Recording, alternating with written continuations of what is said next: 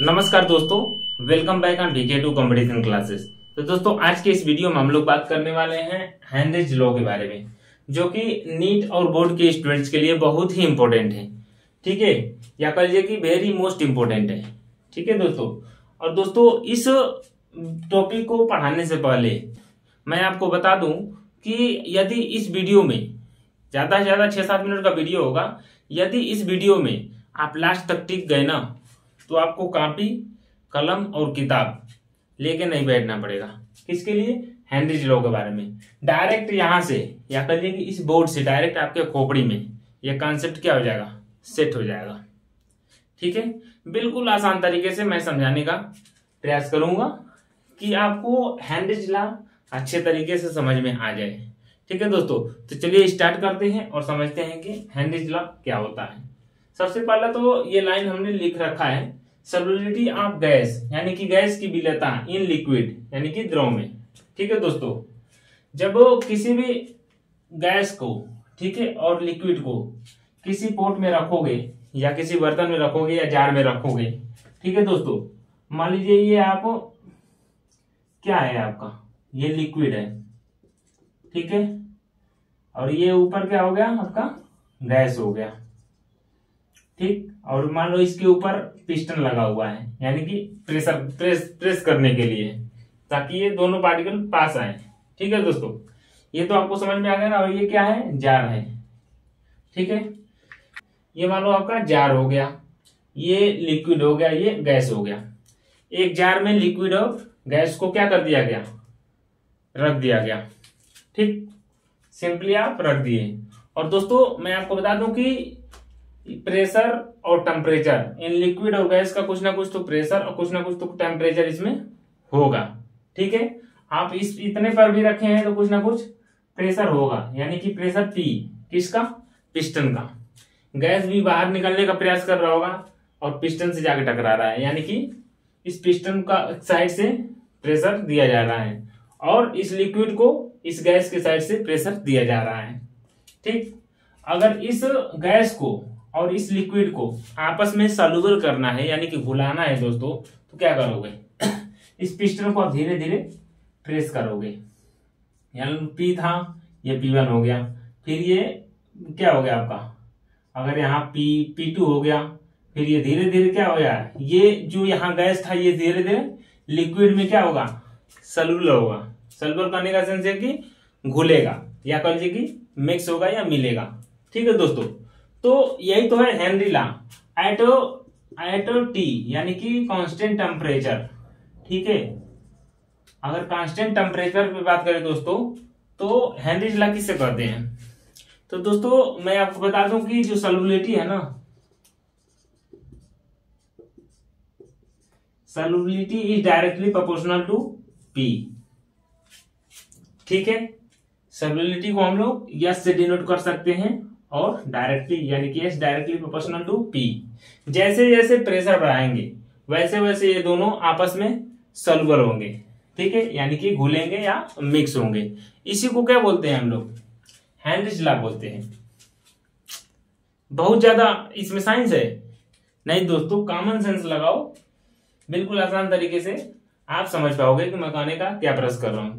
जैसे जैसे जितना ज्यादा प्रेशर बढ़ाओगे उतना ही ज्यादा ये दोनों मिलेंगे या घुलेंगे आपस में। कौन, गैस और लिक्विड।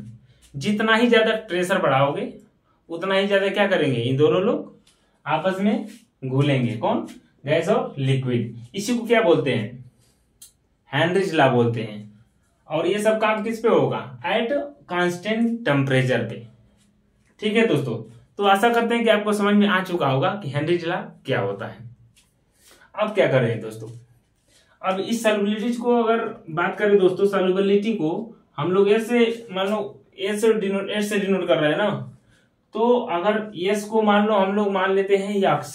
ठीक है, अगर मोल के कॉन्सेप्ट में लिखा जाए, जैसे कि हम लोग न्यूमेरिकल इस पे कैसे आता है, इसको अगर साफ करना हो तो उसके लिए तो फार्मूला लाना पड़ेगा ना, क्या करके,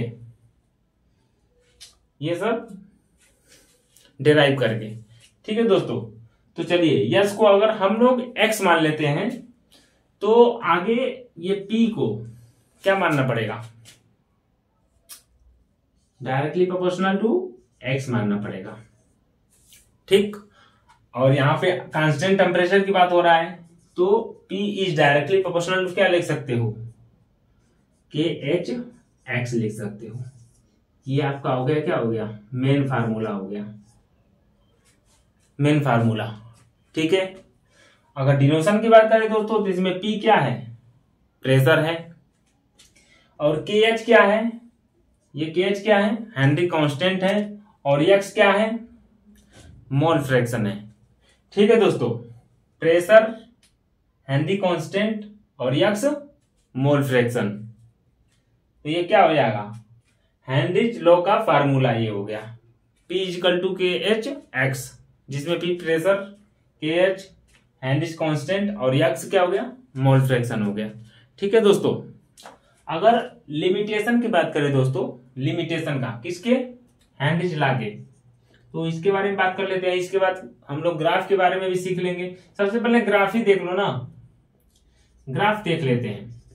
अगर ग्राफ पूछता है तो क्या हो जाएगा, तो दोस्तों मैं आपको बता दूं, ठीक है, ये x है और ये क्या हो जाएगा p। ठीक, और x को क्या मान सकते हो, x को आप यस मान सकते हो ना, यहां पे देखो यस की जगह पे क्या माने हो, x माने हो, ये भी लिख सकते हो। ठीक है, जैसे जैसे प्रेशर बढ़ाओगे वैसे वैसे सैल्युलरिटी क्या होगा, बढ़ेगा, और जैसे जैसे सैल्युलरिटी बढ़ेगा वैसे वैसे प्रेशर भी बढ़ाना पड़ेगा। तो इसका ग्राफ कैसे बनेगा, स्ट्रेट लाइन बनेगा। कैसे ग्राफ बनेगा, straight line, straight line graph बनेगा। तो दोस्तों आशा करते हैं कि ये ग्राफ भी आपको समझ में आ चुका है। अब चलिए लिमिटेशन जान लेते हैं, किसका, हेनरिच लॉ का। ठीक है, तो ये मिटाना पड़ेगा इसलिए कि स्पेस नहीं है बोर्ड पे। ठीक है दोस्तों, तो दोस्तों यदि लिमिटेशंस की बात करें, किसका, हेनरिच लॉ के लिमिटेशंस की बात करें तो अभी मैं बता देता हूं। ठीक है, सबसे पहला लिमिटेशंस ये है, मेजर लिमिटेशन बस जानेंगे, 2 या 3 जानेंगे। ठीक है, जो कि मेजर से जिसपे क्वेश्चन आता है या जिसपे न्यूमेरिकल आता है। ठीक है दोस्तों, तो जो लिमिटेशन है ना दोस्तों, इसका पहला लिमिटेशन ये है कि जो गैस है ना वो आइडियल गैस की तरह बिहेव करना चाहिए। Gas should be behave like ideal gas. ठीक है, ये जो आप गैस लोगे वो कैसे बिहेव करना चाहिए, आइडियल गैस की तरह बिहेव करना चाहिए। और आइडियल गैस किसे कहते हैं, जिसमें प्रेशर कम हो और टेम्परेचर ज्यादा हो। ठीक है, कैसा गैस लेना है, गैस इसमें कौन सा लेना है, इस पूरे प्रोसेस में जिसका प्रेशर कम हो और टेम्परेचर ज्यादा हो। ठीक, पहला कंडीशन या कहिए कि लिमिटेशंस ये हो गया। और दूसरे लिमिटेशंस की बात करें दोस्तों, क्या होगा, जो गैस है ना दोस्तों, गैस वो रिएक्ट नहीं करना चाहिए, किससे, सॉल्वेंट से या कहिए कि लिक्विड से। सॉल्वेंट से रिएक्ट नहीं करना चाहिए, गैस जो है रिएक्ट नहीं करना चाहिए, रिएक्ट नहीं करना चाहिए किससे, सॉल्वेंट्स से। यानी कि ये जो गैस है ये लिक्विड के साथ रिएक्ट नहीं करना चाहिए, यानी कि कहिए कि कोई केमिकल रिएक्शन इन दोनों के साथ नहीं होना चाहिए। ठीक, ये लिमिटेशंस दूसरा हो गया। और दूसरा और एक कंडीशन ये है कि डीकंपोज नहीं होना चाहिए, गैस जो है, जो गैस है ना ये सॉल्वेंट के साथ डीकंपोज भी नहीं होना चाहिए। ठीक है, तो लिमिटेशन से एक बार और समझ लेते हैं, बाकी वीडियो और टॉपिक समाप्त है। इससे ज्यादा कुछ नहीं पढ़ना है हेनरी लॉ में, बाकी अब ज्यादा से ज्यादा इस पे क्वेश्चन लगाओ, कॉन्सेप्ट क्लियर हो जाएगा। ठीक है, लिमिटेशंस की बात करें दोस्तों तो गैस क्या होना, कैसा होना चाहिए, आइडियल गैस होना चाहिए। और आइडियल गैस किसे कहते हैं, जिसका प्रेशर कम और टेम्परेचर ज्यादा हो। तो ये तो हो गया गैस का नेचर, कैसा गैस को इसमें लेना है। और दूसरा लिमिटेशन क्या है, जो गैस हम लोग ले रहे हैं ना वो सॉल्वेंट के साथ रिएक्ट नहीं होना चाहिए, और जो गैस हम लोग ले रहे हैं वो सॉल्वेंट के साथ डिकम्पोज नहीं होना चाहिए, और जो गैस हम लोग ले रहे हैं वो सॉल्वेंट के साथ कोई केमिकल रिएक्शन ना करता हो। तो दोस्तों कितना आसान है क्या, हेनरीज लॉ। आशा करते हैं कि आप समझ चुके होंगे कि हेनरीज लॉ क्या होता है। अगर दो शब्द में बताएं हेनरीज लॉ, तो दोस्तों जितना प्रेशर बढ़ाएंगे उतने गैस और लिक्विड क्या करेंगे, आपस में घुलेंगे। यही क्या है, हेनरीज लॉ, 2 लाइन में, बाकी डिटेल में ये।